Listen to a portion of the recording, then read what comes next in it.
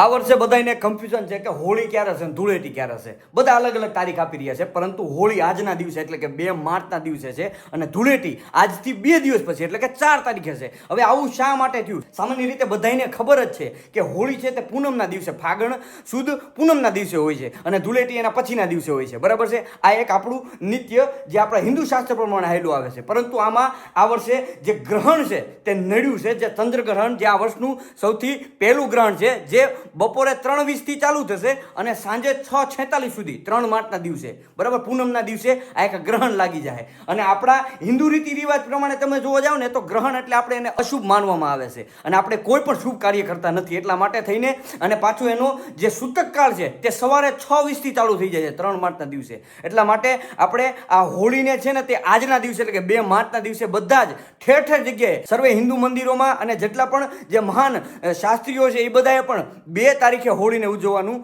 કીધેલું છે. બરાબર છે? આ વિડીયો ઘણા બધા લોકોને નથી ખબર કે હોળી કઈ તારીખે ઉજવવી. આ વિડીયોને બને એટલો આજ સાંજ સુધીમાં શેર કરો. અને ધૂળેટી પણ પૂનમના બીજા દિવસે, એટલે કાલે પૂનમ છે 3 માર્ચે, એટલે આપણે ધૂળેટીને 4 માર્ચે ઉજવવામાં આવશે. એટલે કોઈ પણ ગ્રહણના દિવસે કોઈએ ધૂળેટી કે રંગ એકબીજાને લગાવવા નહીં, કારણ કે તમારા જીવનમાં પણ ગ્રહણ બેસી શકે છે. આ વિડીયોને બને એટલો શેર કરો જેનાથી હરેક લોકો જાગૃત થાય.